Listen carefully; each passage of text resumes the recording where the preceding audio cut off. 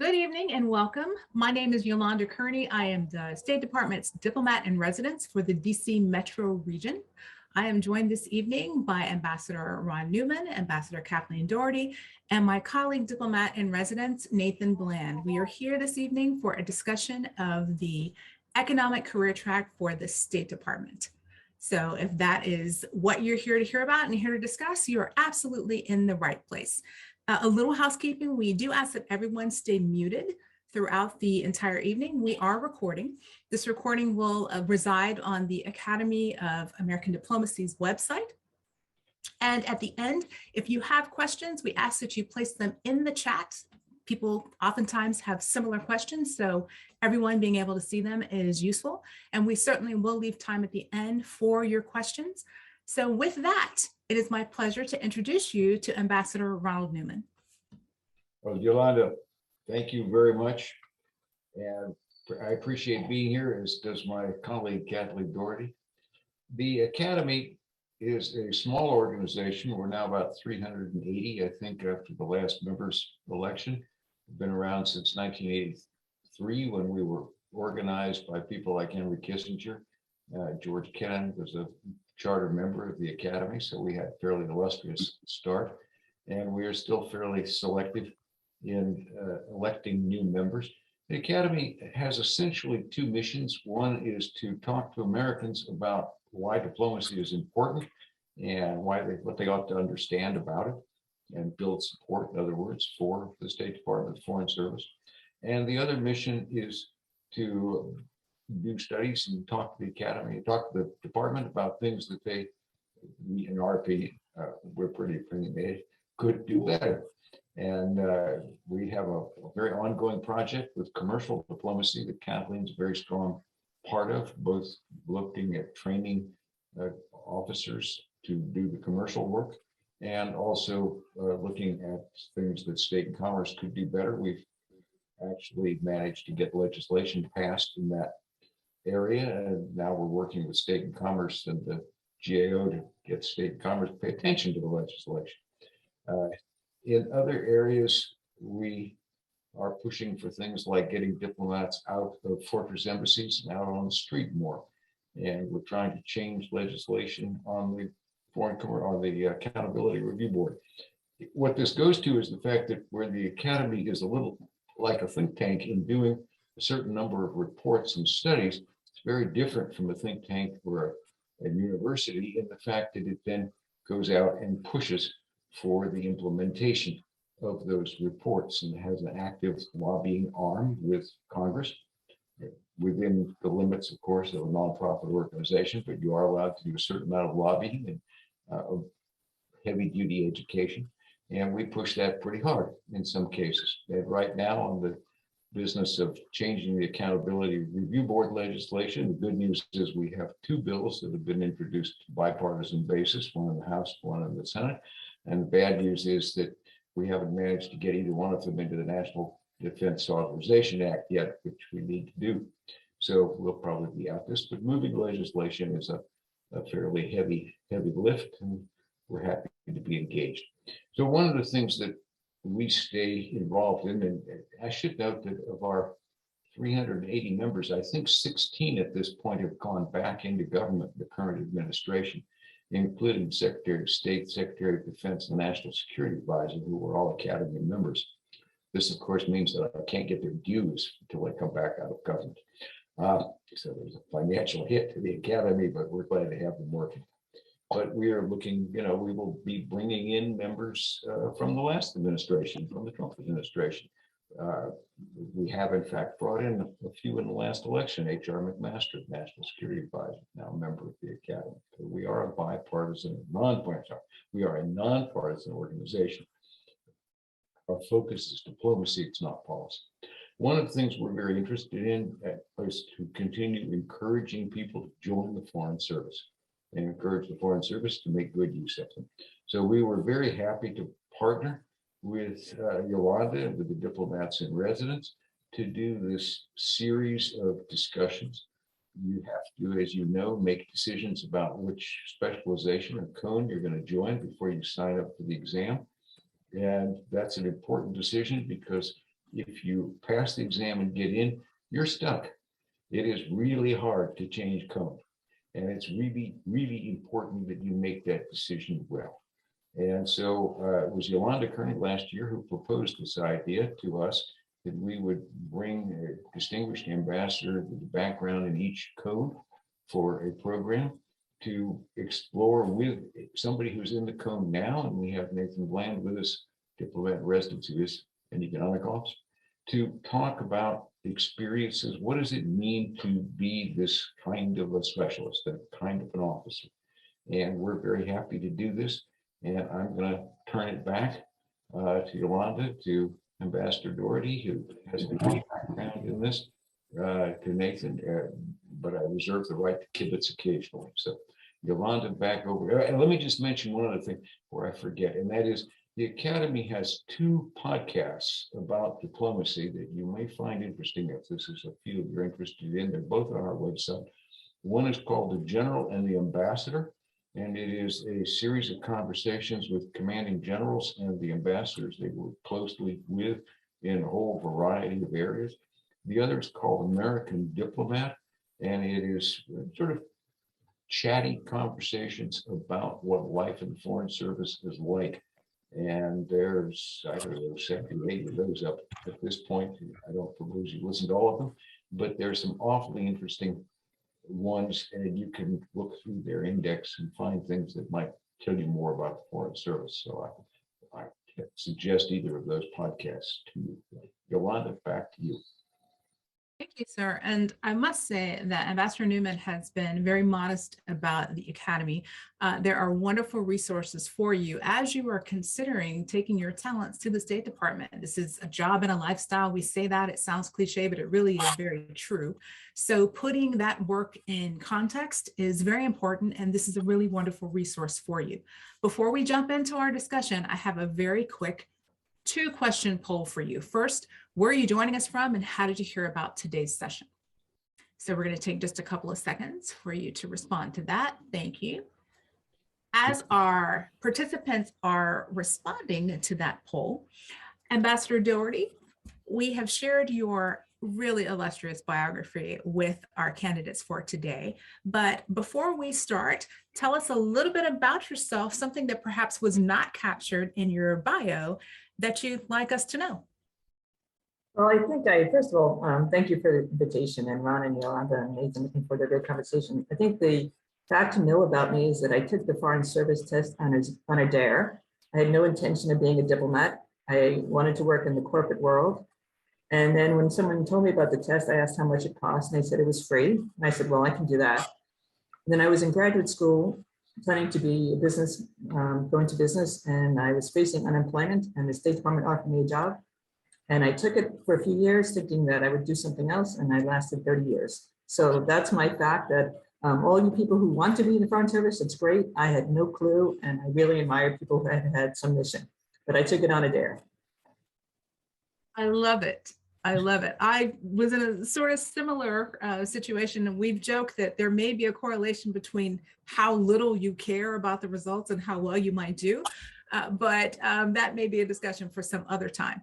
I'm going to quickly end the poll and share with you the results of where people are coming from. Where are you joining us from? So we are mostly East Coast and Mid-Atlantic folks this evening, but thank you to our Southwest, Midwest, and West Coast folks and our overseas folks at some really wee tiny hours in the morning. Thank you for joining us. And then this question about how did you hear about the session today? Thanks. Thank you very much for letting us know. So Nathan, tell us a little bit about yourself before we start talking about this career track that you've chosen. Thank you, Ellen. Sure thing. I don't know if you shared my bio at all, but things that are not on my bio was that I didn't take the test on the DIR. I really cared about whether I would pass it or not, and I did not pass it the very first time. It took me 3 times to pass the exam in total to make it all the way through. I was actually studying abroad. The first time I took it, I was in Hong Kong at Hong Kong Baptist University, found out about the Foreign Service while I was there.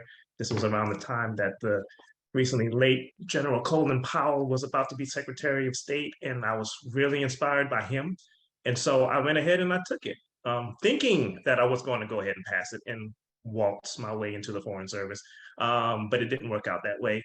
And so I went back to China to teach English for a while. I went to Xinjiang, China, out all the way in the northwest part of the country where the Uyghurs are and the other Muslim minorities live. And taught English for a while there, and then went back to grad school, took the test again, didn't pass it passed one part, didn't pass the second part, did an internship, became a presidential management fellow, took the test again, and then passed. So I'm a huge proponent of student programs all the way because I think that is one of the best ways to get your foot in the door at the State Department.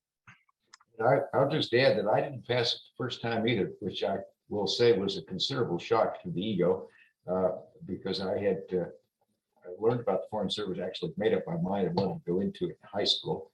My father was a university professor when I was growing up, but then before I got into the Foreign Service, became ambassador to Afghanistan. So we're now one of only 3 father-son couples that have been ambassadors, chiefs of mission in the same country. And I did pass on the second round anyway. I think what you're hearing from us is wide diversity of backgrounds. Take it if you're interested. If you really want to come in, stick with it. If you don't pass, give it another go. Definitely so. So let's talk about econ. So full disclosure for everyone here, I am a public diplomacy career track officer. I have served as an economic officer in Guinea-Conakry, where my portfolio included diamonds and gold, but that was only a teeny part of it. The biggest part of that portfolio was bauxite. But when I talked to people, I led with diamonds and gold, of course. But let's talk about it. So the structure of the Bureau is called the Bureau of Economic and Business Affairs. So when I talk with people, and Nathan, share with me if you have a similar experience, most candidates really talk about this whole econ part. I know I'll be doing something with macro and micro, maybe some trade, but what about the rest of it? Let's talk about the Division for Counter Threat Finance and Sanctions. What about international communications, for example? I'll let you econ folks tell us a little about the structure of your bureau. Ambassador Doherty? I'd be happy to start with, actually, because I did actually talk about terrorism finance, and that actually was one of my things that I worked on a lot of my career. And Ron mentioned the podcast, and I was on the American Diplomat podcast. I did 2 segments on dirty money and how it is a very corrupting influence. But I do think there is a wide range, and I already saw someone who's already asked about the environment and work in the Economic Bureau, and I'll have Nathan talk about this, but you can do a lot of different things. I started off in my second assignment in Brazil when they had 4,000% inflation. And to really explain to Washington what 4,000% inflation meant, you really did have to have a pretty good understanding of macroeconomics, because otherwise they had 3 currencies, inflation, and trying to explain what that meant to the average Brazilian. You had to be able to put it in easy to understand terms, because not everyone is a macroeconomics. But I've also done everything from energy issues, helping American companies in business advocacy, helping American aviation companies in business advocacies, and I can go into more detail. But I also helped negotiate some trade agreements, and I was part of the non-successful trade agreement with the EU that got canceled after the Obama administration. But I was one of the trade negotiators on that. So I did a lot of macro. Did finance, I did energy, I did data privacy issues, and then lastly, jack of all trades, helping American companies. That's just a little teaser. How Nathan talk a little bit about his experience, and we can pull it out. I love that. And if Nathan, if you could tell us a little bit, I heard in there this piece about communications and information policy. Is this where we get into the folks who are looking into 5G, for example? Yes, in fact, like the economics cone is so wide ranging, which is why I found it to be the most interesting cone. I'm biased now, obviously. I find it to be the most interesting cone out of all 5 cones because of all of the different types of topics that you can cover. I see Aisha just put in the chat box, is it possible to move between roles within the State Department. So, and you said, could you start as a management officer and transfer to other foreign service roles?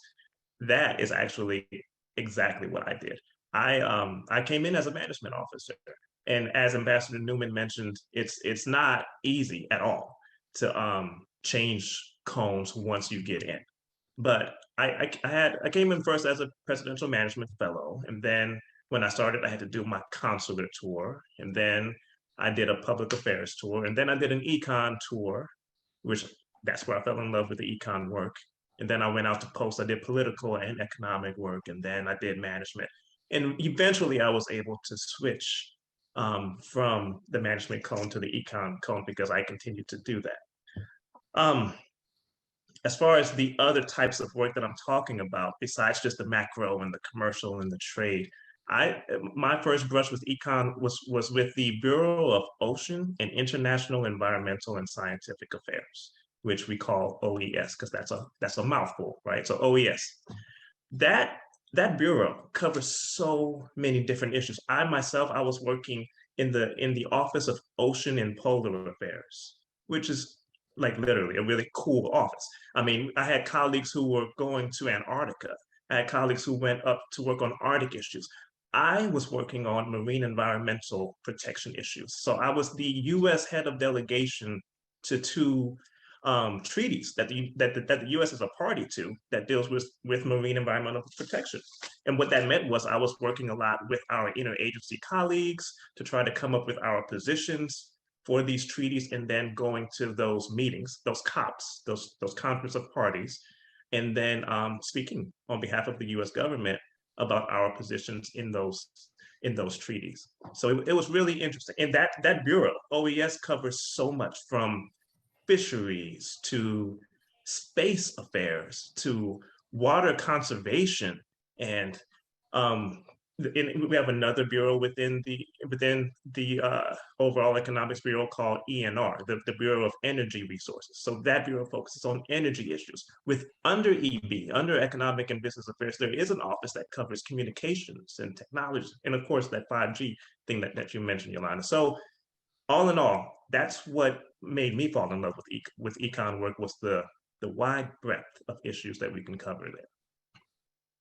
I want to thank you both as a public affairs officer, because my job is to make sure that our host country, our host governments, obviously, and residents of our host countries understand our policies. So that space office that you're talking about has sent me Neil deGrasse Tyson to program twice. I have programmed Robert Curbeam, that is the astronaut who currently holds the record for most spacewalks in a single mission. He spacewalked 5 times in one mission.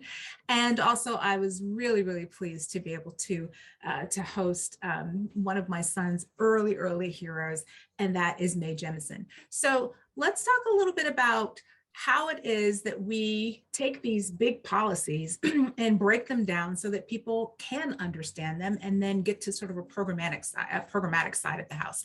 Ambassador Doherty, any great stories from us for us? Well, one of the big issues that I worked on was the whole issue of data privacy. And obviously that's a very evolving issue as with the evolution of technology and social media and encryption and all these issues, and how I would get into debates with Europeans and how we look at the issue of privacy very differently. And if we're going to be negotiating treaties with partners, whether they're a single country or with a block of countries like the EU, to actually have an understanding of where we're both coming from in terms of how we look at issues like data privacy, it's extremely important.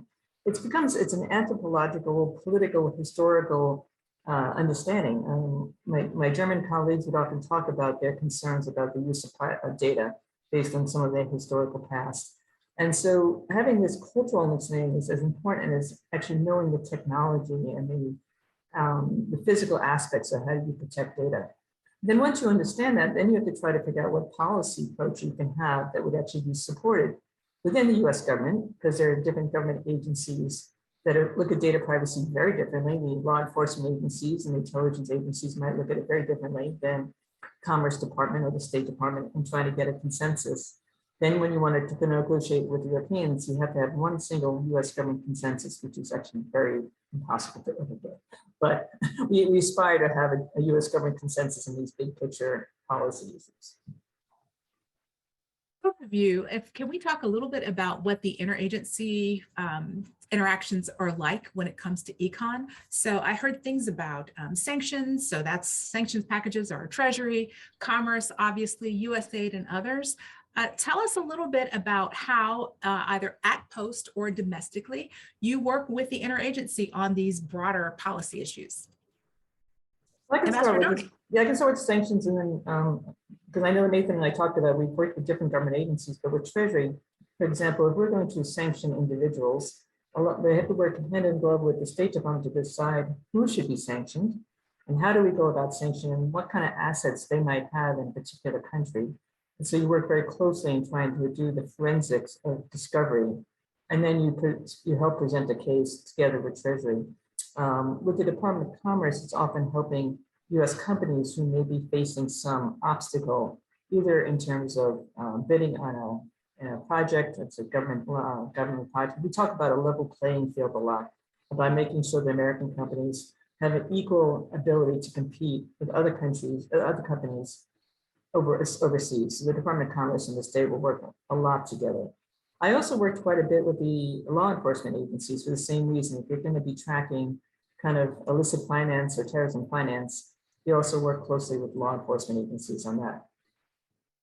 I think you're hearing in this that foreign service life is a very multifaceted profession. And there are a couple of themes that have already come up that I just wanted to touch on, and a couple of things in the chat. While it is possible, as Nathan did, to change specializations, to change codes, I would really caution you against the idea of picking one cone that's easier, or you think it's easier to get in, with the idea you're going to change. It can take a decade or more to get that done, and it may not happen. So if you follow that route, all I'd say to you is you have to take responsibility for the fact that it may not work. Don't come in one cone and say 2 years later, well, I couldn't make the change and they're not treating me fairly. No, you rolled the dice for that. So take responsibility for it and be very cautious about doing that, because it's a very hard road to hoe. Kathleen talked about explaining things, and that leads to a point we were talking about before the session opened. There is a recurring problem that young foreign service and younger, not all young, foreign servicers don't draft very well. And grumpy old folks like me have probably various notions about why that might be. And, you know, only 240 character tweets. But the fact is that I was talking just last week to an acting assistant secretary and heard the same complaint that I've been hearing over and over again. People don't edit. They don't pay attention to logical progression. They don't cut their prose. They wander.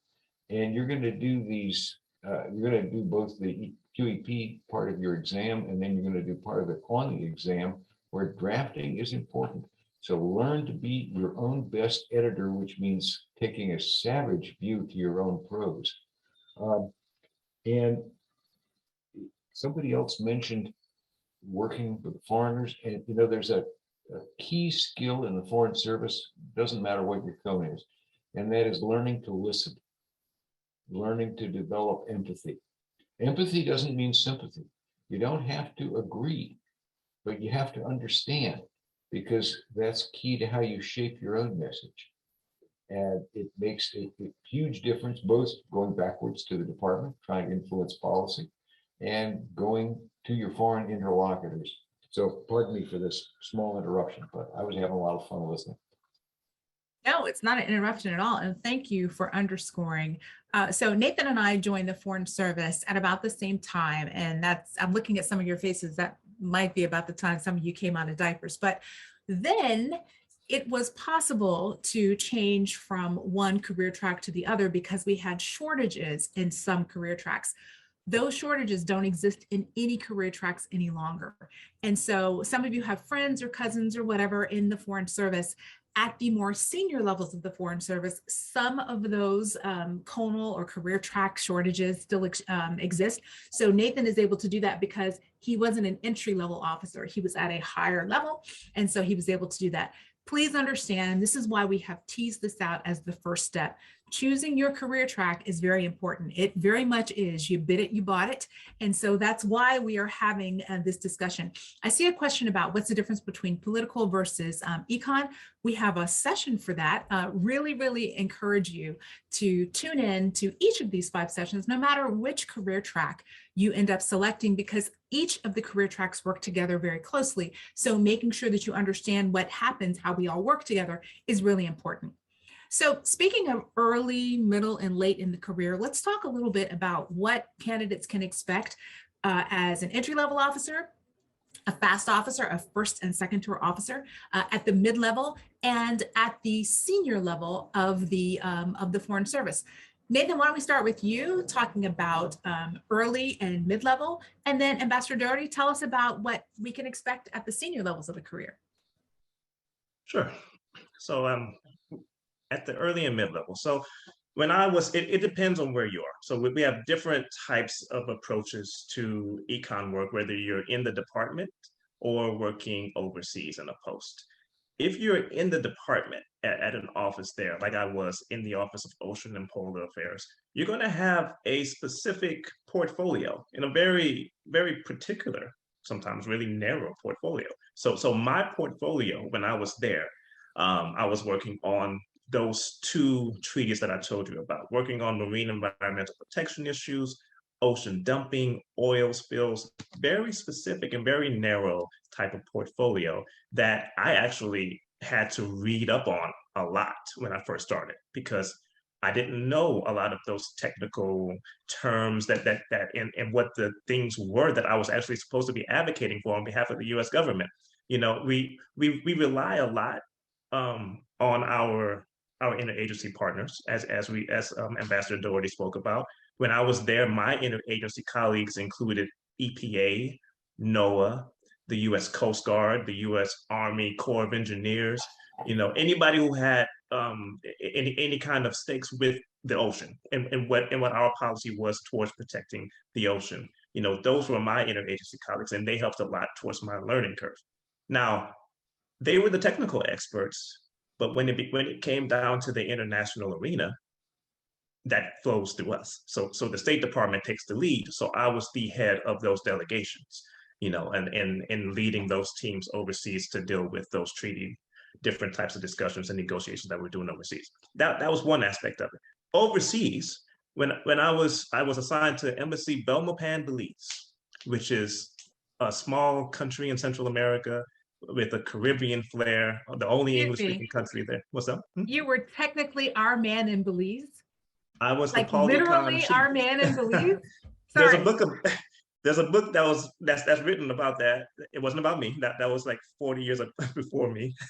But yeah, in 2014 to 17, that was me. There I was the political and economic section chief, and I actually focused on economics there. What the role was there was all encompassing. Instead of having a narrow portfolio where I'm focusing on one issue, I had to cover everything, from working with the Foreign Commercial Service that wasn't at my post. I was their person at our post to help U.S. businesses. I was doing all of our annual reports, like the Doing Business in Belize report, the country commercial guide, the investment climate statement, the fiscal transparency statement. All of those different types of annual reports that were economic related, I had to do, me and my team, of course. We were helping American businesses come in and find business opportunities within Belize, helping Belize businesses also go to the U.S. and purchase from the United States, so we can help with our exports in that manner.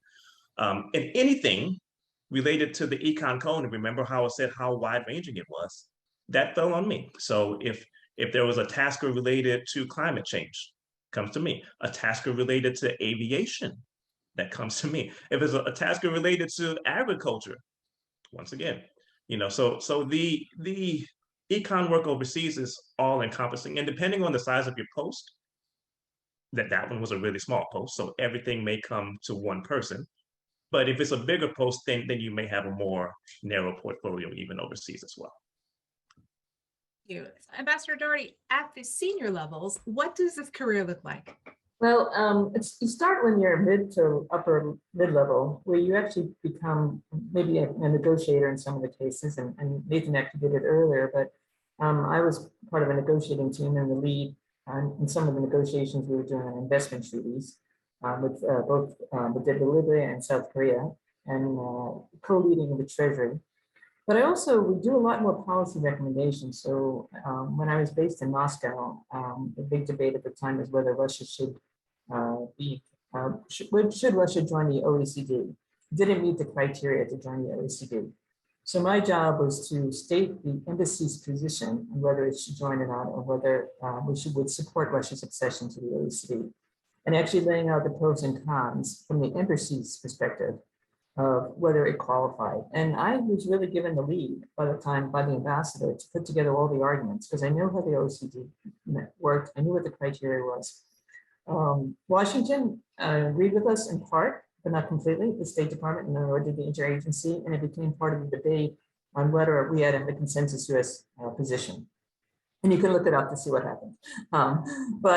So that was the beginning of really when you start having the pen to policy, when you actually put together a position paper on how things should, what a US government position could be. But then as I moved up, when I became a Deputy Assistant Secretary for the EU, I became involved in all EU related issues, which mostly are economic. Our relationship with the European Union is political military with member states, but with the EU itself and the Commission, it's almost all driven by economic issues. And so I really got involved in minutia of a lot of our agreements that we were negotiating with the EU.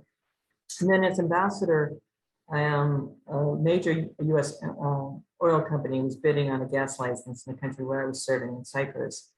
And I played a key part. They were in heavy competition with European competitors. And well, the company won on its own merits based on its own bid. But I also played a key role explaining why a US company represented the best opportunity for that country to have a US partner in the gas market. And explaining both in terms of tech transfer, skill transfer, and having the ability to have a very large investment. So I played a lot of a key role in framing the issue for helping a US company. And that's kind of their whole range. You do a lot of issues. Well, that is so true.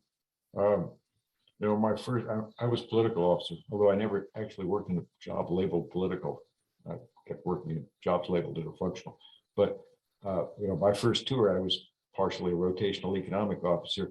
First thing I ever published was a report on aflatoxin in peanuts in Senegal. Only the Commerce Department would be interested in publishing that, I admit. But in my tour in Bahrain, we had a major economic issue, which is we convinced the US government to change policy and do a free trade agreement with Bahrain, although the going in position had been a regional free trade agreement, not one interested in this little island. And that involved both having very, very good, although only a couple of economic officers working for me, my deputy, my DCM, Robert Ford. People know Robert from Syria and from Iraq. They don't know he's a very qualified economic officer. And the head of my political economics section was the economic officer. But it took 2 years of very intricate bureaucratic maneuver to move the US government from a policy of a regional policy free trade agreement to a bilateral free trade agreement with Bahrain. And part of that was the work we did with the Bahrainis. There was something called a TIFA, Trade and Investment Framework Agreement. Don't worry about the term, it's just an agreement to talk. It doesn't actually get you much. But going into that first one of the things we did was to give the Bahrainis, because of my deputy and my economic officer, very careful briefings on the kind of questions they would get in Washington. We didn't tell them what to answer. That was up to them. But we told them what to expect. And when they went into the first meeting, the first meeting includes everybody from Treasury to Commerce to everybody who's got an economic stake. It's sort of soup to nuts. And they're used to small countries coming in and they ask a lot of questions and the countries get a deer in a headlight look and say, oh God, let me go back and find out. I'll send you answers. And they rolled out these questions and the Bahrainis had done their homework.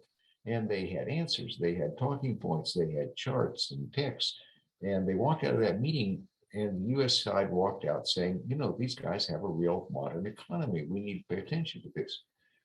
So it was this combination of detail and staff work and having people who worked for me who understood a whole lot more about these issues than I did, who were able to prepare the groundwork without, you know, telling the Bahrainis what to do, but to give them enough guidance that they knew where they needed to go look, so that we eventually changed policy. And that's the kind of thing you can do. Now, I did notice some in the questions chat. I just want to take a moment. People saying I've got this and that experience. Can I, you know, get into a more senior level? The answer basically is no. Sorry to rain on the parade, but the fact is that, as I've just been talking about with this kind of policy, it's not just knowing an issue. It's knowing how to work it. It's knowing how to work it with the foreigners. It's knowing how to work it with the State Department. It's knowing how to work in a team. And foreign policy is different from other stuff. And you need to learn it. And just being smart about the technical piece of the policy is a key part. It's really important, but it's not enough. You've got to do your apprenticeship. I'm sorry to sound like an old fogey here. But you need to do your apprenticeship to learn all aspects of the job. Just as you don't go in being really bright and having gone to an ROTC course and become a general, you don't get to join the Foreign Service and get jumped right up to the top because you're really smart. You can be really smart and you can still be amazingly ignorant about how to work with foreigners. Sadly true. Sadly true. Ambassador Newman has raised a really interesting point, and I would like to delve a little bit into these really broad policies like the African Growth and Opportunity Act, the Caribbean Basin Security Initiative, these types of economic partnerships that exist that are very broad. There may be bilateral, United States with another country, or multilateral, the United States with several other countries. What happens when you are out at post implementing these types of policies? And can you guys give us some, I don't know, some career anecdotes about when you've been in one of these, been in a country that's a party to one of these types of agreements, and what went really well and perhaps what went perhaps a little less than well? I'm going to show my age because I'm of the NAFTA generation. and you know, the commerce between the US and Mexico, the border, is very messy. And you have a very, you have a policy, a trade policy, but when it actually comes to kind of trucking standards and emission standards and labor standards, they weren't all captured in NAFTA. And so it ended up to a lot of gridlock, a lot of frustration, a lot of anger between the two communities, and both sides often got caught up. It became a very local issue. Here you're working on an international affairs issue, and it's impacting El Paso. And that's where it becomes really important to understand both the broad global impact, but also the local impact, and how an agreement might sound good on paper, but when it comes to actually implementing it in practice, there's often a lot of flaws. And only people on the ground will understand what the flaws are, then a treaty may not cover it. And then you have to figure out how to improve implementation of a treaty once you've negotiated it. So Nathan, you were in our man in Belize when the Caribbean Basin Security Initiative was in place, and that is a trade agreement. I will tell you from my econ tour in Guinea, I was all into the weeds about phytosanitary standards for shea butter importation, which, you know, I can tell you anything about that one day on Final Jeopardy. But tell us, Nathan, you know, what's it like when you have this sort of broad policy that has impact on the ground in the host country, and then also there's going to be some trade impact in the United States? Yeah, so it was a strange situation over there in Belize, because Belize is part of Central America and part of the Caribbean, so it has one foot in each realm. And it wasn't a part of the Caribbean Basin Security Initiative, but it did benefit from our work in Central America, right? So because I was I was the Paul Econ INL chief. I was responsible also for a lot of the work that we were doing with the Central American strategy. And some of that fell on the econ realm because we were trying to promote economic prosperity within the country. And the main goal of the Central American strategy was to try to improve the situations in the countries of Central America so that people wouldn't feel the need to take that risky journey and illegally try to immigrate to our southern border, right? So we were focused on improving citizen security, promoting economic prosperity, and also trying to work on good governance initiatives in Belize. And part of that on the economic side, we had actual grants. So I was a grants officer as a Paul Econ officer, which is rare. I mean, most grants officers are in the public diplomacy section usually, like you, yeah. But we actually issued grants to organizations to try to help at-risk youth in Belize and provide economic opportunities for them, whether it be job trainings or just decent paths to a career. And in order to divert them from going down the wrong path, right? And we actually did quite a few different projects there in Belize through these economic support funds, and actually made quite an impact. We have lots, I'm sorry. Cool. All right, we have several questions about what's the quote unquote the right background to become an econ officer. And so the general answer is there are so many paths to this wonderful job, but we'd love to hear your background, your academic background. And then for those of you who registered today, you received as an attachment the current suggested reading list. If you don't have it, it's also in the chat for today. That's something that you can certainly peruse. I will tell you, my doctorate is in religious studies, largely peace and conflict.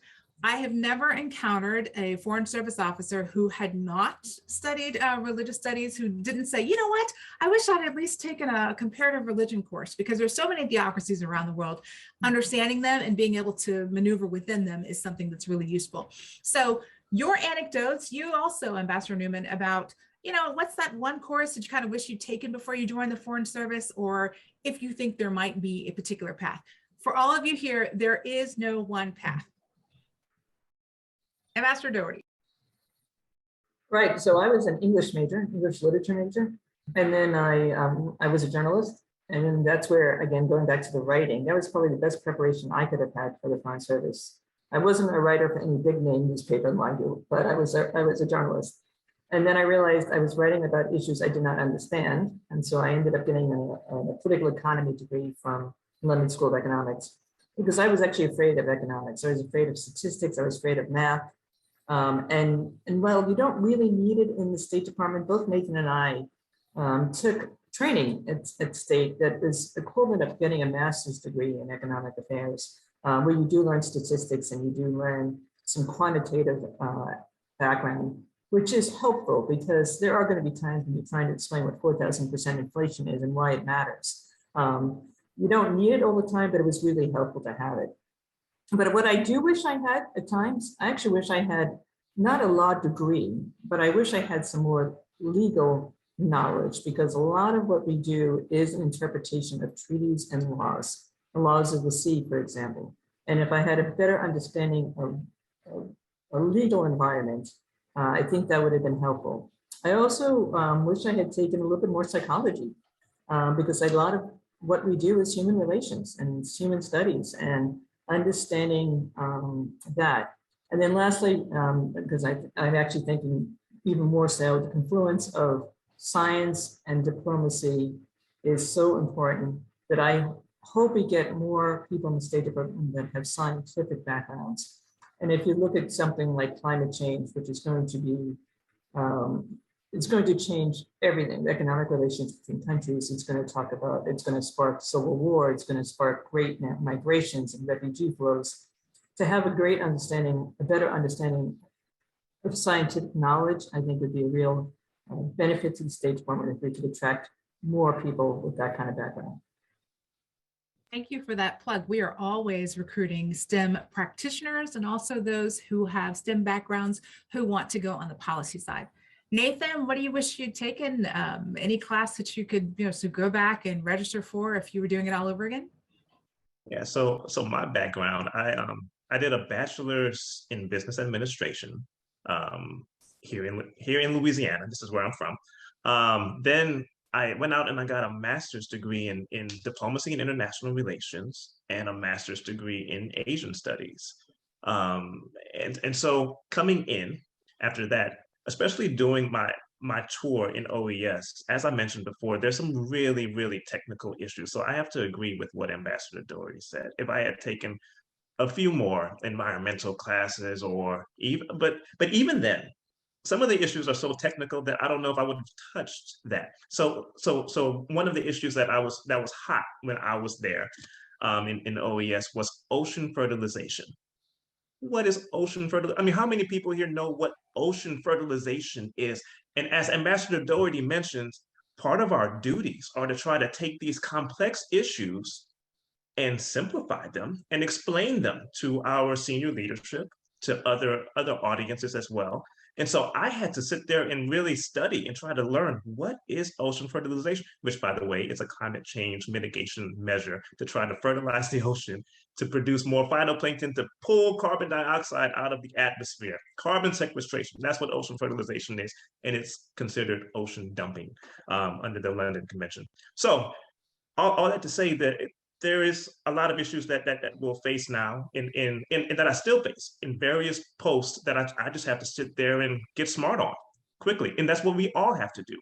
We're given these portfolios and you become the US government expert on those issues, whether you like it or not. You have to study up on it, get smart on it, know our position on it, and be ready and be ready to talk about those things.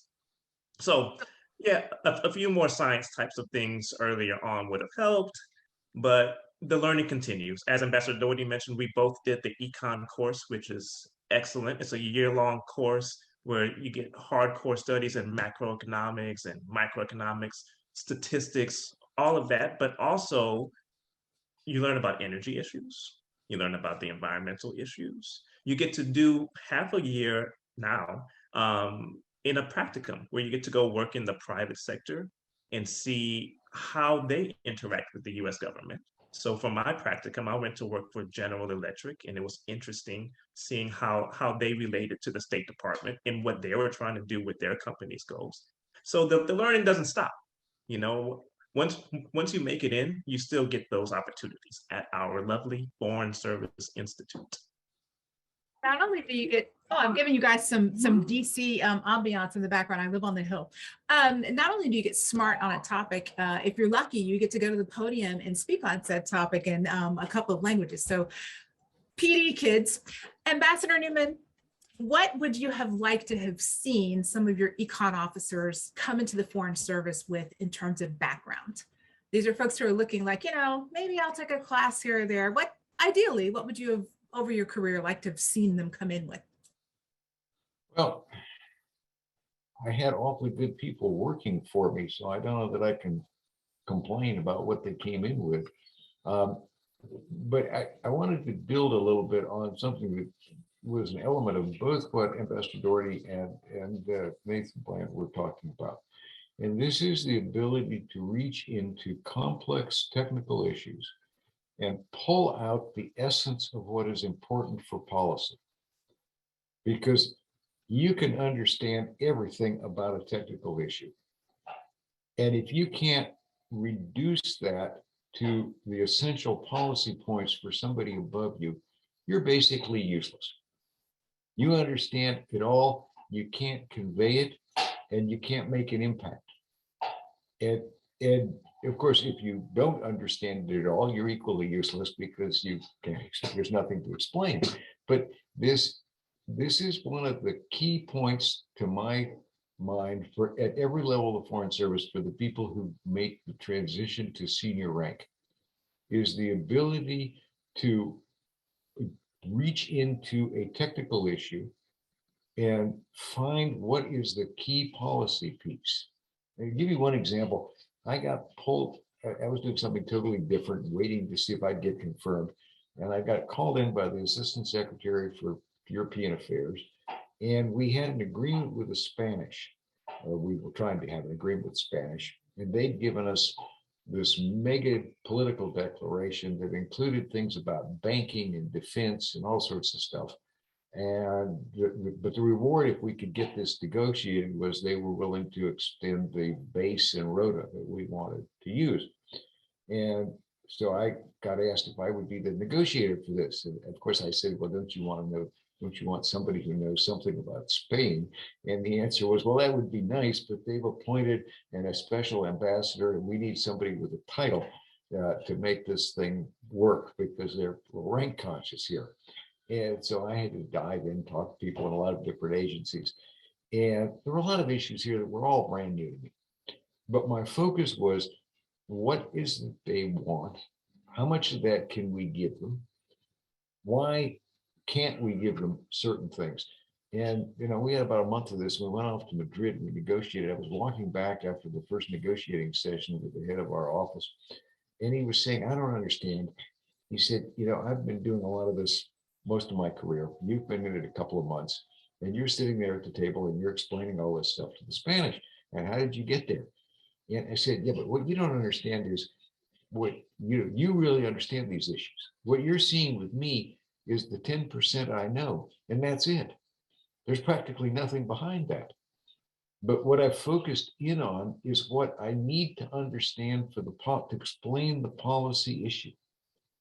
And so it's master, sorry if that kind of wandered on a little bit, but it's this ability, and it's true of every company, to reach in and figure out what are the key pieces of technical issues that are policy relevant or policy dangerous, and be able to explain that to people above you and explain what they need to know to do something about it. And so it's this, you can't do it without the technical master, but it's the ability to meld the technical with the policy relevant. And that's something you just have to work at. I don't have a single course or an approach to give you, particularly because I'm not an economic officer, but it is just key to being able to manage upwards, which is a key part of the Foreign Service. So very true. There's a question, and this is my fault too. We keep using career tracks and cones. They are the same thing. The current terminology is career track, but cones, career tracks, you're going to hear both of those things. So since we're talking about old and new and past and present and future, let's talk about what econ work in the future might look like. So there are candidates here today on this podcast who are going to join us in an embassy or in the State Department one day. I believe that to be true. What can they expect of econ work in the future? So we've talked a little bit already about some of the current challenges, digital economies and countering terrorist financing, but what are some of the other future challenges that you see? Take out your crystal ball for us, Ambassador Doherty. Well, I do think an understanding of technology, I mean, AI, quantum computing, these are things that are actually will revolutionize everything in our lives. And if you don't understand it, this is also very geopolitical. I think most people are aware about the 5G issue that we've had with the Chinese, but we're going to be facing that with artificial intelligence. And we're never going to, most generalists will not even understand artificial intelligence. Even most people working in artificial intelligence can't easily define what it is. But having at least a good understanding of some of these technological trends and how they will be revolutionary to how we live, how we interact, how we compete, how we conduct war is going to be extremely important. I do think also having an understanding about climate change and how it manifests itself. As an econ officer, we always talk about how one of the origins of the war in Syria was over the spike in commodity prices. And the spike in commodity prices was driven by a drought. And so understanding the cause and effect of why, if commodity prices are spiking, you can almost anticipate that there'll be some kind of conflict. So that kind of understanding of climate change plus economics is going to be really important in technologies. I saw someone just talked about AI and blockchain. Yeah, I think it's going to be really important to have experts within the State Department to understand that, because we're going to be negotiating policies on global agreements, and we need to understand what that means. Nathan, any thoughts about what current and future work in econ might look like? Sure. I think at least on the ESTH side, there's a lot of issues that are going to be hugely important in the future, including the one that's on ESTH. ESTH. I'm sorry. ESTH stands for Environment, Science, Technology, and Health. Those issues, we kind of clump them all together and we call them ESTH. Most of them fall under OES, the Bureau of Ocean and International Environmental and Scientific Affairs. So one of the offices under OES is the Office of Health and Biodefense, International Health and Biodefense Issues. So as you can imagine, they've been quite busy over the past 2 years dealing with the pandemic, right? And that is something that's going to continue and become more important as we go on.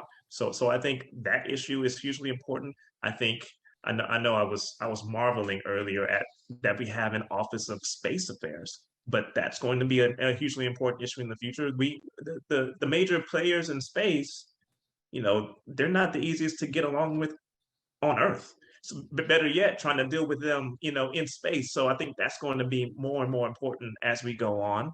Of course, as Ambassador Doherty mentioned, climate change and how to deal with small island developing states that are losing territory and may eventually have to up and move. A lot of these like ESTH issues, I think, are going to become more and more pressing as we go on in the future. Could I just note there are a couple of points. There are a lot of really good questions in the chat. I'm sure we're not going to get to them. There are a couple of answers also that have been posted. You'll see under Michelle Bond. And because she just shows up as Michelle Bond, I just wanted to point out that she is also a very distinguished Ambassador Bond, and that it is worth paying attention to her answers in the chat. Yes, and thank you, Ambassador Bond, for being with us this evening. Greatly appreciate it. So with that, you know what, we have talked, you guys have talked a lot. Let's take it to the chat. I want to send a special thank you to two of my VSFS interns, Mayarni and Tyler. And Tyler, why don't you start us off with some of the questions that you guys have called from the chat, things that have either not been answered by Ambassador Bond or some things that are sort of lifestyle issues, other questions. And I think we're small enough actually that if folks just want to raise a hand and unmute, that's also okay. So we'll start with Tyler. Hello, everybody. Thank you so much for being here today. Our first question is going to be if you guys could describe the transition process that you guys have to undertake when you're going between tours. What do you have to do to wrap up your work in one country to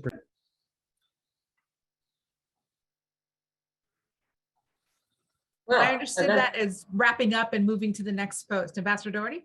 well, I'd like to say that you have a lot of time to prepare, but often you will go from one post and then 6 weeks later, you'll find yourself in another country, another culture, maybe another language. And sometimes that's part of the fun and part of the fighting part of being in the State Department, where you are constantly changing every 2 or 3 years. And I was telling Nathan, one of the things I miss about not being in the State Department is that excitement of not knowing where you're going to be living in 2 years or 3 years, and the anticipation of it, and how frightening it is sometimes, because you think, oh my gosh, I'm going to be living in Russia. I don't speak Russian. I'm going to have to learn Russian. What does that mean? So there is really it's not a smooth transition. It's as bumpy as all be, but I think it's part of the fun of being in the Foreign Service. There is a transition center at the Foreign Service Institute. Yolanda could probably tell you more about that, but there is now a lot of information online, far more than I had, or probably Kathleen had when we were doing our early transfers. It can be very hasty. I would just say my own view was that when I knew I was going to a new country, I always thought I wanted to drop back 100 years at least, if not more, and start reading history. And don't assume the world began when you got there. And so read into history and culture as well as your particular issues. There always are incredible too many issues that you will be trying to wrap up before you leave, whatever level you are at. One thing people don't always do well, but it's really useful and helpful, is leaving a lot of really good notes for your successor, because Foreign Service is too short-staffed to have continuity and replacement. Military does what they call right seat, left seat overlap. For transfers, we do gaps. So it's really important to leave notes and contact notes to help the person coming after you. And then, of course, you're just going to be drinking out of a fire hose with all the sorts of administrative issues. How do I get my family there? Can I take the dog? What shots do I have to have? This list is going to be really long. And you have to like this kind of, well, maybe not like all of that stuff, but you have to like the moving around. This is a gypsy existence with an institutional paycheck. And so if you like that, you've got a lot of challenge, a lot of things to love. If moving is a friction, you might want to think about a different career. Very much so. There's and then in the chat, the anchor chat is the FS right for you? And some of those baseline questions, like, can I pack up 7,200 pounds of my possessions every couple of years and ship them someplace else? If the thought of that gives you hives, this may not be the gig for you, but we'll talk it through.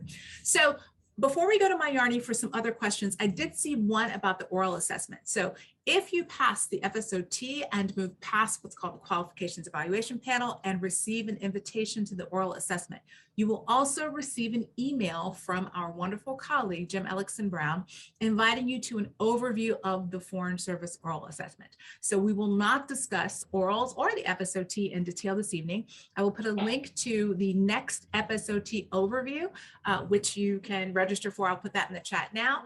And others asking, how can I find out more about these types of chats? When you register for today, at the very bottom of that email that you received with the link for today, there was a keep me informed link. We really urge you to register so that you don't miss a thing. So Mayarni, let's go back to the questions, please. And I'm going to put in the chat the link to the FSOT overview. Sure. So I have a question here. It says, are econ officers negotiating foreign subsidies to protect American companies abroad? Ambassador Doherty. We complain about foreign subsidies too. So one of the big debates we often have is how in Europe and United Farmers, that when they give subsidies to Airbus and the US government doesn't subsidize Boeing. And so we try to make it a level playing field for that when we're competing, so that subsidies don't distort the market. US companies wish the US government gave them more subsidies and more help, but we do not. And sometimes we try to just level the playing field. Mayarni.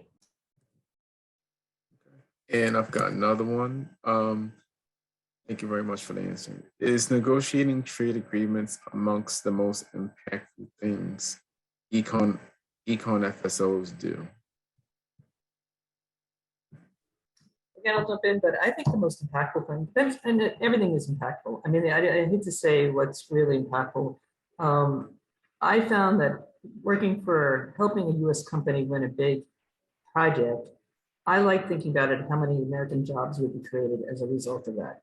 Some of these commercial deals are billions of dollars, and we could actually quantify how many jobs are going to be created in the United States as a direct result of this deal. And that made me feel good, because I felt like we talk about the foreign policy for the middle class, but this is actually foreign policy for every American, and how do you have a direct impact? So I found that the most fulfilling. The trade agreements are very wonky, a lot of minutia, and they take forever to negotiate, so you don't get a lot of immediate satisfaction from them, but they are really important. We'll go back to the chat. If you have a question, just raise your hand and we'll call on you. You can unmute and ask it directly.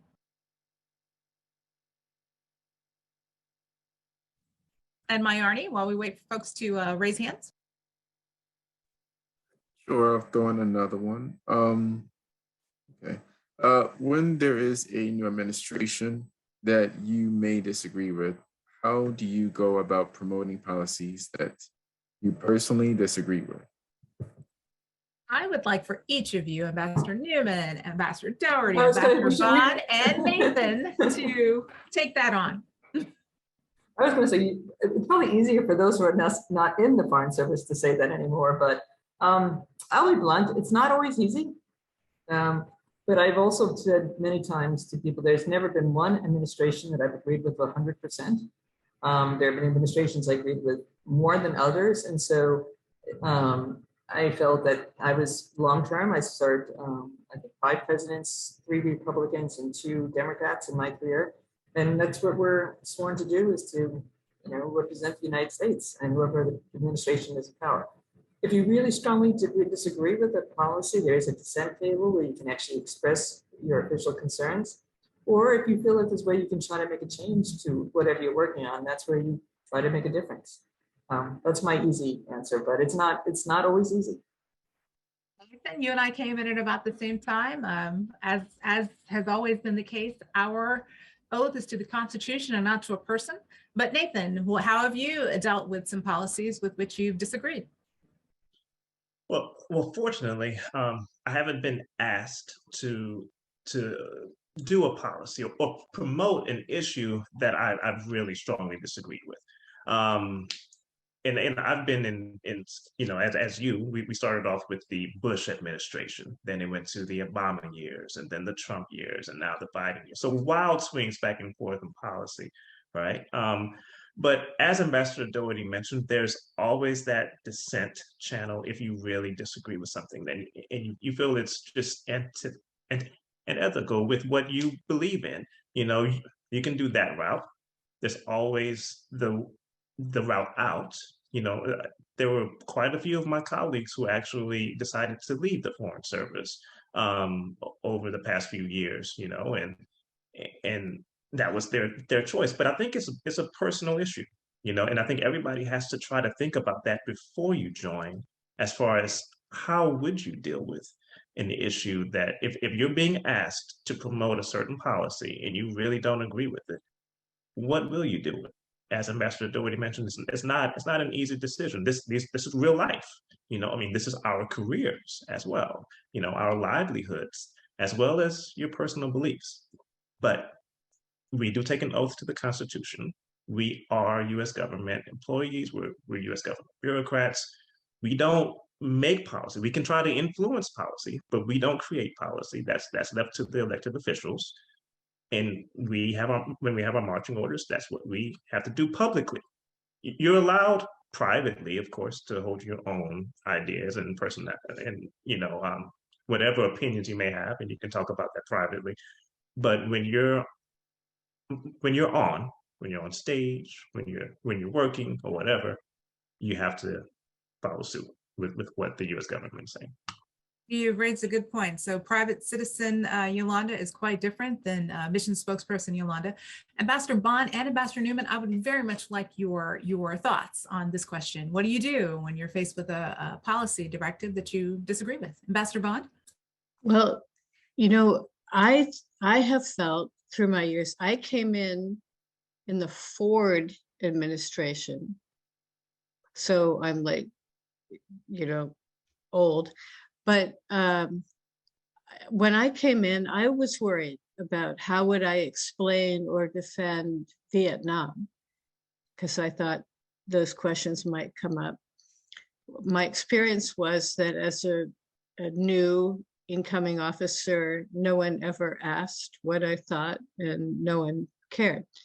So I didn't face the actual challenge of having to explain or defend. But later in my career, when I was the consul general in Amsterdam, our ambassador was George W. Bush, and we had recently invaded Iraq. And if there were 2 people in the Netherlands who agreed with what we were doing, I never met either one of them. The Dutch were very critical of our approach. And here's my thinking was, first of all, I felt as though I was like a defense attorney. You don't even have to like your client, but it is absolutely your job to make the best case you can for your client's point of view, your client's argument. And of course, I wasn't defending a criminal. He was the president. But so part of my job was to explain why we thought what we were doing was the smart way to go. And oh my goodness, a huge, huge second part of my job was to listen to what people had to say about what we were doing and why they didn't agree with it. And to really listen and then respond to what they had said. And sadly, because the United States has developed a reputation for being a country that doesn't listen, I got enormous positive reaction from Dutch people who said, I never thought you would even listen to me, which is sad, but it meant I wasn't in some difficult moral situation. I was having a good conversation with a thoughtful person about what we were doing and why we were doing it. And they would listen to me because they believed I was listening to them. Ambassador Bond, you raised an excellent point that Ambassador Newman raised earlier, which is the ability to listen, which is so key to being a Foreign Service officer. And Ambassador Newman, former ambassador to Afghanistan, what might one do if you are put in the position of carrying out a policy directive when you may not agree?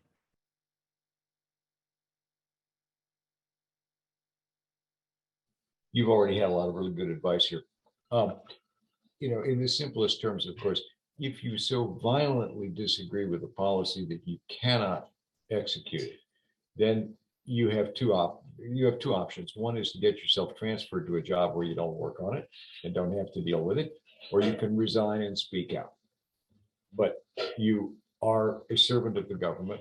You do not have the right to express a different view publicly. You can dissent till the cows come home. And that is a professional responsibility as well, I would add, but you can't do it publicly. Now, in terms of how you handle, because there are a lot of issues that you may not agree with, but they don't rise to the level that I got to quit and walk out of here. So how do you handle these things? Well, mostly you explain. You don't have to say, I agree or I disagree. What you have to do is explain the logic of the policy, why the administration has the policy it has, as well as listening, as Ambassador Bond has said, which is hugely important. So I've found that often if you explain why a policy is being followed, even if you don't convince people, you can maintain their respect because you explained what the logic is that is being followed. And that is hugely important. And it's something that, frankly, I think a lot of people do badly. They use these wooden talking points, and those convince nobody. But if you really understand what the administration is doing, why it's doing it, you can explain that logic. And you don't have to commit yourself to saying, I agree with it. You might actually think it's one of the dumbest things you ever heard. But you can explain it because they have a logic that they're following. Absolutely. So Tyler, let's go to, we have several raised hands and I want to be respectful of everyone's time, but I also want to take as many of these questions as possible. So let's go to some of the raised hands, Tyler.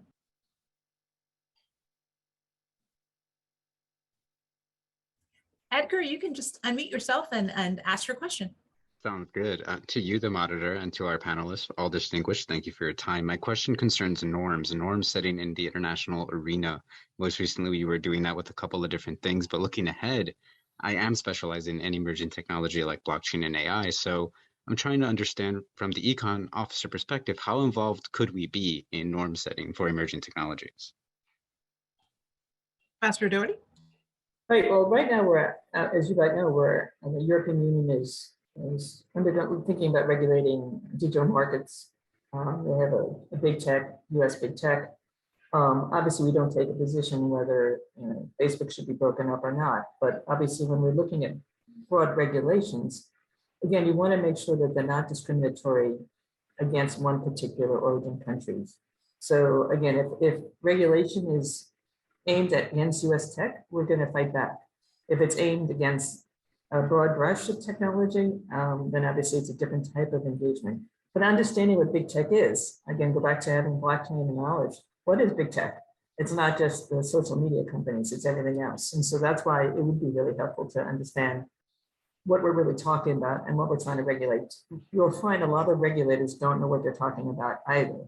And so they're regulating issues and subject areas and regulating things in an adverse way because they don't understand what the technology is behind it. Thank you. Cassie, you can unmute yourself and ask your question. Hi, first I would just like to say thank you for taking the time to talk with us. I think I speak for everyone when I say we all really appreciate it.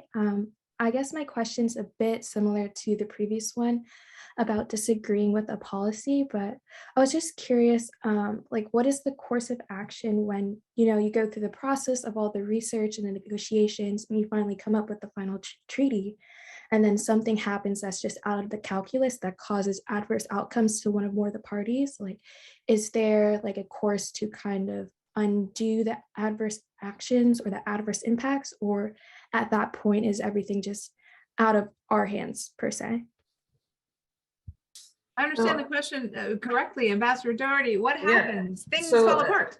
Well, I mean, I go back to NAFTA. I mean, there's a lot of good came out of NAFTA, but there are a lot of concerns about the displacement of jobs, American jobs, and the outsourcing of American jobs. And I think some of the reasons, and again, I don't know the new NAFTA very well, but I think one of the reasons why it wanted to be renegotiated because we saw some unanticipated adverse effects of these treaties. And unfortunately, there's a time lag. And so you find out about the effects maybe years or decades later, and the damage has been done. So, but that's part of the process of an iterative process of diplomacy, as you try to look back at what you've learned and take it and try to make it better the second time. Thank you. Hey, I would just add on to that, Yolanda. Sometimes when that happens, though, it can lead to just weakening whatever treaty you guys were talking about, like whatever language you were trying to fit into that treaty. At the last minute, if something happens and it kind of blows up and somebody says, oh no, I can't do this, then the language just gets drawn down, and it starts to weaken what you were trying to do. And we saw that happen recently at COP26 in Glasgow, where they were trying to talk about phasing out coal by a certain date. And then the language ended up being phase down coal use due to China's intervention. So it can have that effect as well. But earlier, Ambassador Doherty was mentioning about how she wishes she had some kind of legal study as well. We have a wonderful Office of the Legal Advisor that usually accompanies us on these negotiations. At least it did with me in the OAS side. There were always lawyers there with us trying to look at the text and making sure that what we're saying is actually beneficial to the US and we're not getting caught up in some kind of trap or something, or we're not agreeing to something that we couldn't agree to back home. So we do have that kind of support as well. You both. Koku, unmute yourself and ask your question. Thank you for giving me the opportunity. My name is Koku, and I'm originally from West Africa, and I speak French. I'm full of French, and I speak another language from Africa. And to be like working diplomacy ambassador is something of my dream since I was little. So I came to US for school, and after that I joined the military. I was military for 6 years, and I went back to school, and I got my bachelor in accounting. And I'm going to graduate this December for my master in accounting. So my question is, how can I get my foot in the diplomacy job, all the stuff? I know you're talking about FLST exam, but it's not clear. I just I need a help because it's one of my biggest goals, my dream to work like that. Since when I was back from country, back from home, that's one of my goals, and I'm here. I was in the military, and I do a research for that. I know that you need to have a secret clearance. I got my secret clearance, but I don't have a top secret yet. So what are the quality? What are the things I need to do? Coco, unfortunately, the real, you have to be a U.S. citizen, and you have to be a U.S. citizen to take the test. And someone else asked about, you have to be a citizen before you take the test. But we have many colleagues who were born and raised overseas, and as long as you're a U.S. citizen and you pass the test, that's how you get into the Foreign Service. Is the Foreign Service test is what they're talking to. FSOT is the Foreign Service test, and I think there's a session on how to take the test, right, Yolanda? That is correct. And Coco, thank you for asking the question. I thought you'd never ask. So step one is this session that we're talking about. The first step is to identify which of the 5 career tracks is best for you. And from there, and I want to put in the chat again, each of these steps. From there, the next step is to register for and to take the FSOT. There is an FSOT overview on Saturday, January 8th. That is for folks who plan to take the test in February. You can take the test once in a 12-month period. It's offered 3 times a year in February, June, and October, but candidates may only sit the exam once in a 12-month period. So for those who are interested, you can register for the February 2022 FSOT. If you pass the FSOT, the next step is something called the Qualifications Evaluation Panel, which is a review of your written products primarily. And then if you pass Qualifications Evaluation Panel, you receive an invitation to the oral assessment. The oral assessment is then the end of that testing process. Those who pass the Foreign Service oral assessment must achieve their top secret and worldwide medical availability clearances. So we're going to talk a little bit about time. I saw some questions about timetables for all of this. The final step is something called final suitability review, which we liken to sort of the application to college, right? Making sure that the transcripts are there, that the letters of recommendation are there, everything in the packet is there, and that a candidate is actually eligible to go on the register for his or her chosen career track. From there, those with the highest scores coming out of the Foreign Service oral assessment receive invitations to join the Foreign Service first. So it's a long process. It's 8 easy steps, we like to say, to joining the Foreign Service. But the first step is this one. The first and key step is figuring out which of the 5 career tracks really resonates with you, what type of work you want to do throughout the career domestically and overseas, and then to figure out the next steps about taking the FSOT. So if you plan to take the exam, and you can take the exam domestically or overseas, there are test centers that our partner Pearson VUE maintains around the world. Some military installations also host the test, as do embassies and consulates. You can take the test from home in some instances. You're going to have to work with Pearson VUE to make sure that you have enough RAM on your computer and have the ability to have a webcam that allows them to proctor you remotely. That's a question that you take up with Pearson VUE. But you register for the FSOT, and after that, we move on to the rest of the testing process. Okay, thank you very much. Very much. So thank you. I hear some background noise. I think that might be from you, Coco, so I'm going to mute you. There we go. I see the next one, Mbalach, and I saw your question about clearances. Do you have another question associated with clearances? Yes, I do. Yes, I do. First of all, thank you so much for this amazing session, and I'm so glad I was able to join. I want to thank everyone. My question is basically, I know we have been talking about foreign service. My question is to Ambassador Newman. When you are stationed in a certain country, do you get to have sessions for the culture of that country? I know we are talking a lot about you can have all the experiences and knowledge and education, but if you're not a people skill, you don't have people skill, or how does that work? So I was just wondering, first of all, do you get any cultural awareness or intelligence classes for that specific country that you're stationed? Secondly, do you need to know the language for that country? Thank you. There is some training in the State Department. It is very hit and miss. It is not at the level I would like to see it at.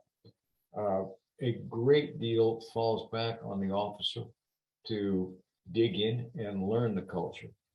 And there are a lot of ways to do that, including starting with your local employees as well, who can be something of a guide. sometimes they can mislead you as well. You have to, there's a lot to learn and you have to dig in. Of course, if you stay in a general area, then there's a lot that transfers over. So I spent a great deal of my career, for instance, in the Persian Gulf. Now, Kuwaitis are not the same as Bahrainis, but there are similarities. They're not, they're not the same as Yemenis. And they're certainly not the same as Iranians, but they're within the Gulf cultures. There's a lot of similarity. You learn by contrast and compare.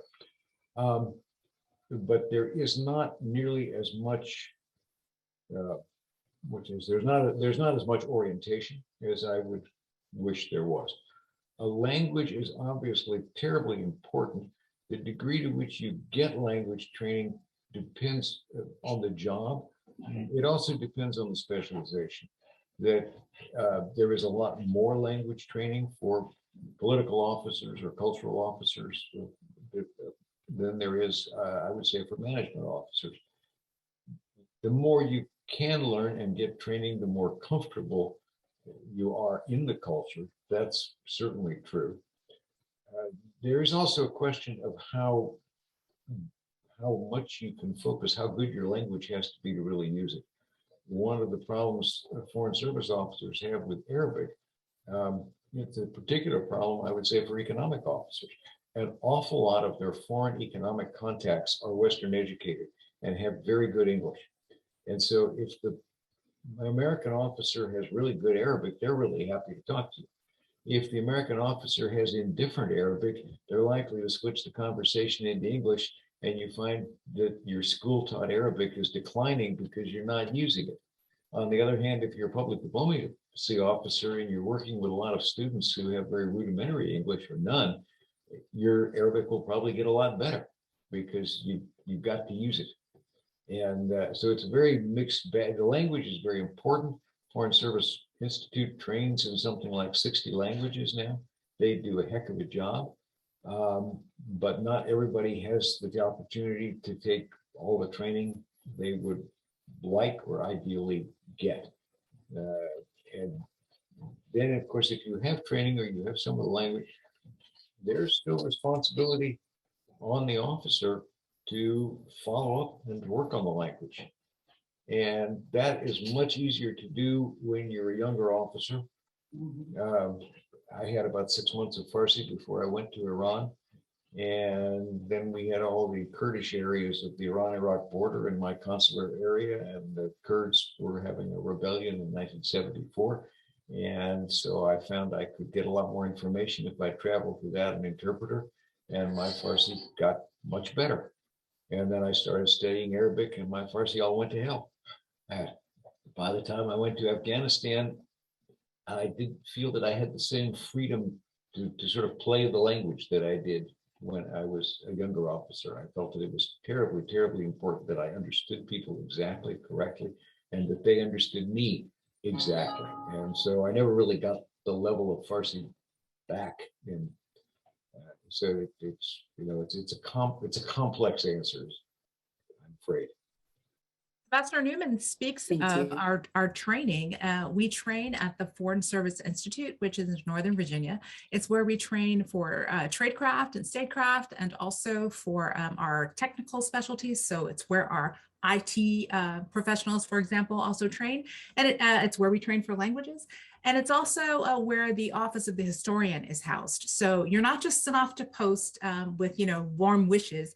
You're actually very, very well prepared before, in terms of your technical skill before you go off to post. But the area studies courses that Ambassador Newman referenced, those are for, as he said, the various cultural parts of the post where we're going to go.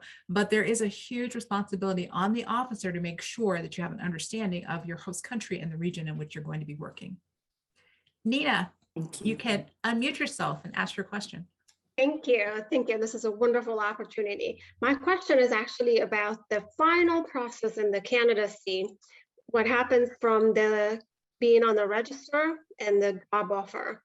Who are the people or whose responsibility it is to pick an applicant from the register? And what skill sets to stand out when it comes to the economic code in that process or in that phase? Thank you. All right, so thank you for asking. It's not in anywhere arbitrary. The register is in each career track has its own register. So there's a register of candidates for the economic career track, for management, for for public diplomacy, and for consular. Those scores are based on those who have the highest scores coming out of the Foreign Service oral assessment. Highest scores first, and descending. Those with the highest scores are offered an invitation to join the Foreign Service first. So we have an embarrassment of riches. We have more candidates who wish to be Foreign Service officers than we have positions open to those who want to become Foreign Service officers.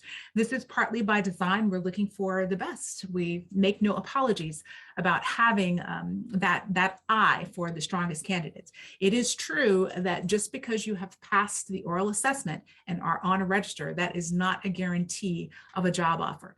In fact, candidates may only remain on the registers for 18 months. So if you have not received an offer of employment within 18 months, that candidacy will end, in part because the interim clearance, the top secret clearance, will end at that point.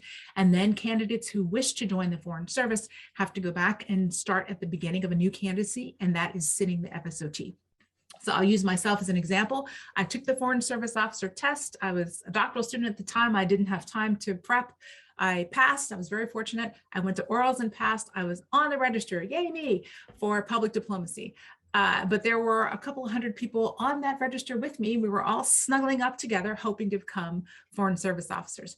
I was concerned about my score. I didn't know if it was competitive enough to get me an offer. I sat the exam again, although I was already on the public diplomacy career track register. I passed the FSOT again. I passed orals again. I did not augment my score at all. I received the same score. And so then I had two concurrent candidacies, which you may have either in the same career track or different. Some people have a live candidacy in political and also a live candidacy in public diplomacy or another career track. That's all fine, but you have to receive an offer within 18 months or that candidacy will end. So it's not arbitrary. It's not that people are choosing which of those candidates are, oh, they're all on the register and I'm going to pick that one. It's based on the scores, and highest scores receiving the first offer. I hope that clarifies the question. Flynn, unmute yourself and ask your question. And I want to be respectful of everyone's time. Flynn, you're going to have the last question, and then we're going to wrap up for this evening. We have some final thoughts for you and some final information before you go. So Flynn. I really appreciate getting the chance to ask my question, and the whole thing's been really informative. So thank you all. I've got a quick question too, which is basically, is environmental work more or less exclusive to the econ cone? Like, we've talked a lot about environmental stuff tonight, but does that work, happen outside of that cone? Doherty? Ambassador Doherty? I mean, you don't have to be an econ officer to do environmental work. I mean, it draws from all people. I think we've had great public diplomacy people doing environmental work. Generally, econ officers do the environmental work, but it's not exclusive.